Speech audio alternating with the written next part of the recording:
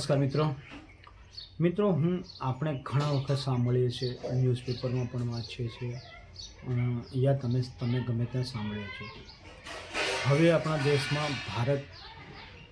દેશમાં અલગ અલગ પ્રકારના અલગ અલગ ધર્મોના ઘણા બધા લોકો વસવાટ કરે છે. હવે હિન્દુ, મુસ્લિમ, શીખ, ઈસાઈ, શીખ વગેરે વગેરે ઘણા બધા પ્રકારના ધર્મોનો લોકો વસવાટ કરે છે.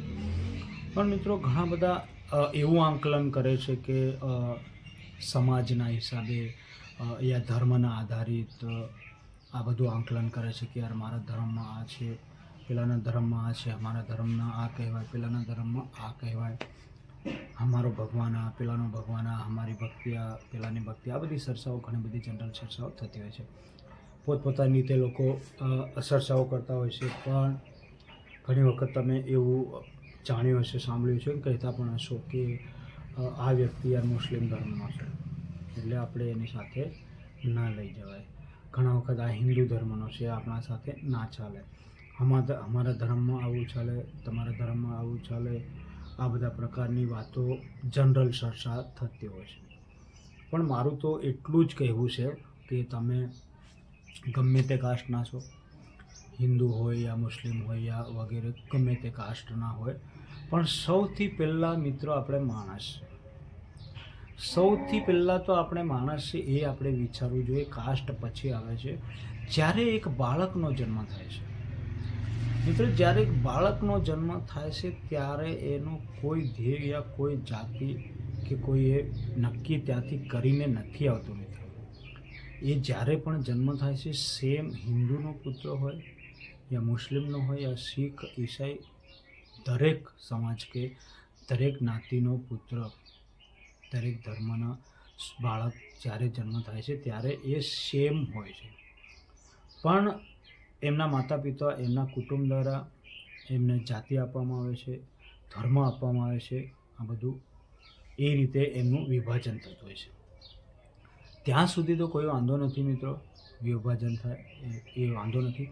પણ જ્યારે લોકો એક નાત, જાત, ધર્મ પર આવી જાય છે ત્યારે આપણે એવું કહેવા માંગીએ છીએ દરેક લોકોને કે જો તમારો લોહી પણ લાલ રંગનો હોય છે અને મારું લોહી પણ લાલ રંગનું, એવી રીતે હિન્દુનું પણ લોહી સેમ હોય છે, મુસ્લિમનું પણ લોહી સેમ હોય છે, શીખ હોય યા દરેક પ્રકાર, દરેક કોઈ જે આંખો હોય યા નાક હોય, મોં હોય, કાન હોય, હાથ, પગ, આ બધી વસ્તુઓ, બધા અંગો દરેકને એટલા જ હોય છે મિત્રો. કોઈને 10 કે કોઈને 5 તો કોઈને 2 એવું હોતું નથી કે હિન્દુને 2 હાથ છે તો મુસ્લિમને 5 છે, યા હિન્દુને 5 છે તો મુસ્લિમને 10 છે યા 2 છે, એવું હોતું નથી.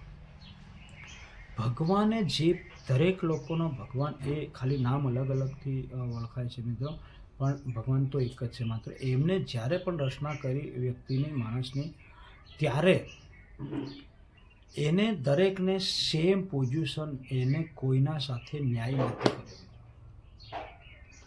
અને ભગવાન જ્યારે તમને જન્મ આપે છે યા આપણને જન્મ આપે છે ત્યારે એના બિલકુલ કપડાં વગર એ બાળક જન્મ લેતું હોય છે. અને જ્યારે મરી જાય ત્યારે પણ કપડાં વગર આપણે જવું પડે છે. કપડાં પહેરેલા હોય છે પણ આપણને બાળી જાય છે, એનો મતલબ કપડાં વગર જવું પડે છે. તો તમે નાત, જાત, ધર્મ, ભેદભાવ, આ બધા ભેદભાવ કર્યા વગર દરેક કાસ્ટના લોકો, દરેક ધર્મના લોકો હળી મળીને રહો, વ્યવસ્થિત રહો, એક ભાઈચારો રાખો.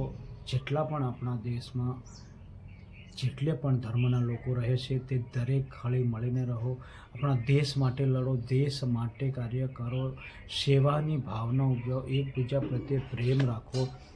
તો મિત્રો ક્યારે પણ કોઈ પ્રોબ્લેમ નહીં આવે. ત્યારે ક્યારે પણ કોઈ આતંકવાદીનો હુમલાની વાત હોય યા કંઈક નાની મોટી એ થાય તો કોઈ કાસ્ટ પર ના જાય. તો મિત્રો તમે કોઈ આપણો હિન્દુ મિત્ર હોય અને કોઈ મુસ્લિમ મિત્ર હોય તો એકબીજાના લગ્ન પ્રસંગમાં જતા હોય તો વ્યવહારો પણ વધશે અને જાય છે. એવું નથી મિત્રો, ઘણામાં એકતા પણ હોય છે. પણ હું એવું કહેવા માગું છું, દરેક સમાજ, દરેક ધર્મને એક બાજુ મૂકો અને તમે સૌથી પહેલાં માણસ છો. સૌથી પહેલાં માણસો બસ આ જ એક લક્ષ્ય યા આ એક દિમાગમાં રાખો, તમે હું કઈ જાતિનો છું એ નથી જોવો, તમે સૌથી પહેલાં એક માણસ છો એટલે એક માણસ જેવું કાર્ય કરો, માણસ જેવી ભાવના રાખો દોસ્તો. તો જ આપણનું ભવિષ્ય ઉજ્જવળ બનશે અને એક જોરદાર જીવન જીવીશું. જ્યાં સુધી આપણે માણસ છે એ નથી સમજી શકતા ત્યાં સુધી આપણું જીવન નકામું છે મિત્રો. જેથી તારું મારું કોઈ દિવસ ન કરવું, અને જે પણ હોય તો આપણે એક માણસની ભાવનાથી યા એક માણસની લાગણીથી એક લાગણી ભર્યું સમજીને એકબીજાની હેલ્પ કરો મિત્રો.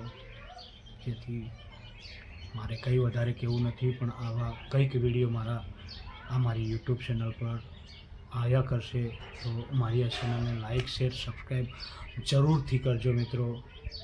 અને તમારા મિત્રોને પણ તમને જો સારું લાગ્યું હોય તો શેર પણ કરજો.